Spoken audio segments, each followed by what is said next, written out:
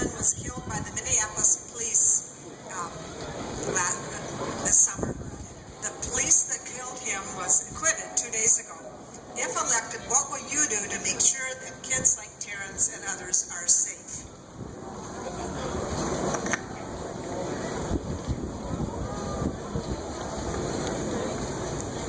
I think we should respect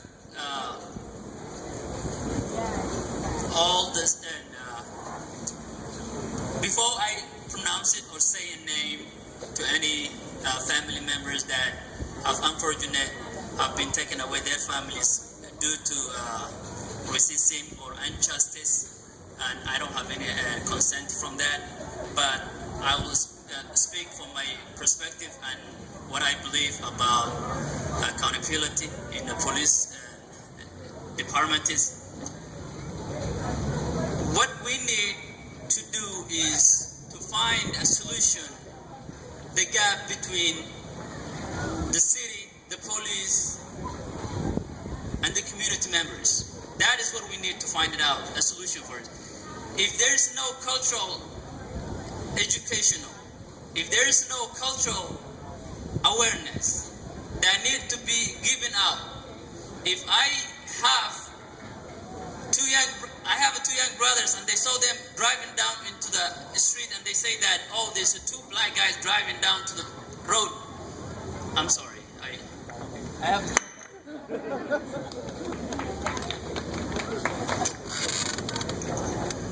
The Terrence Franklin matter is a tragic matter on many fronts, so I'll only speak briefly to it.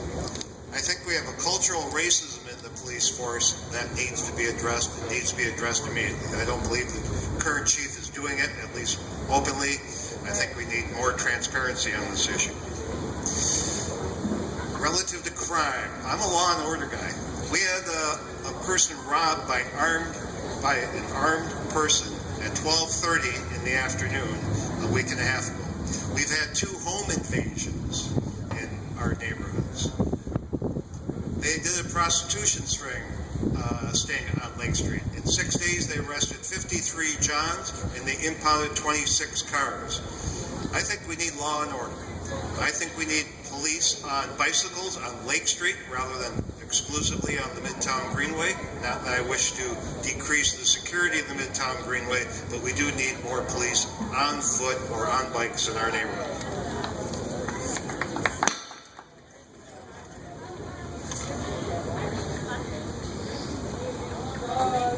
Public safety is a very serious concern that I think any city councilor will need to grapple with.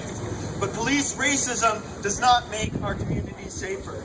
And there is a long, long legacy, not just in this city, but in cities across the country, of deep-rooted racism in the police departments. We, as a society, jail more of our citizens than any peacetime society in world history. And more than half of the people in jail are black or brown. That's right. There is a deep, deep problem with the way law enforcement and the criminal and justice system functions in this society and in this city. If elected, I would fight to challenge that.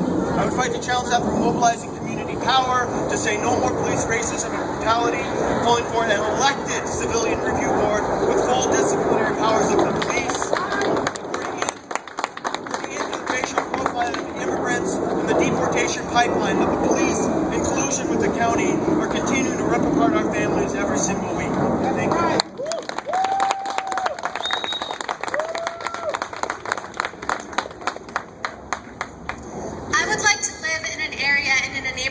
Where the police members live in my own block and where I know them by hand, heart, and name. There used to be a time when Minneapolis Police Department folks, it was required that they live in Minneapolis. I want to go back to those times. I want to go back to that system. I think that's about community building and that's about accountability. As city council members, we have leverage on police contracts. So we can build in more accountability measures within that contract and ensure that we put pressure on MPD to deliver and to stay committed to our communities. Additionally, we need to revamp the Civilian Review Authority, which has been totally dismantled and disempowered. So we need to go back to the task force, we need to go back to work, and we need to make sure that we reinvigorate the power making of everyday decision makers in our community, in our neighborhoods, to have impact on the ways that Minneapolis Police Department County Justice Committee as a community organizer where a young man was shot to death, a young biker. We saw the community power. Thank you.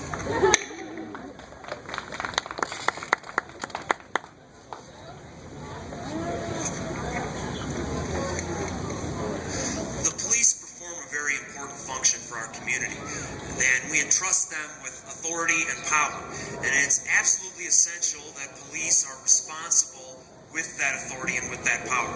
I also do support residency requirements for new hires for police officers as a way to make sure that they are not only accountable to our community, but they come from our neighborhoods and from our community. I also do support strengthening the Civilian Review Board and ensuring that we have control over the police. They work for us, and that's the way it should be. I'm a former prosecutor, and I have worked on public safety issues, and I have to say that 99.9% of police officers are good, hardworking people that are trying their very best to look out for our community. That doesn't mean that there aren't bad apples. That doesn't mean that there isn't racism. That doesn't mean that we don't have work to be done. But the vast majority of police officers are trying to do their best. And we need to work with them and build bridges between the police department and our community. Thank you.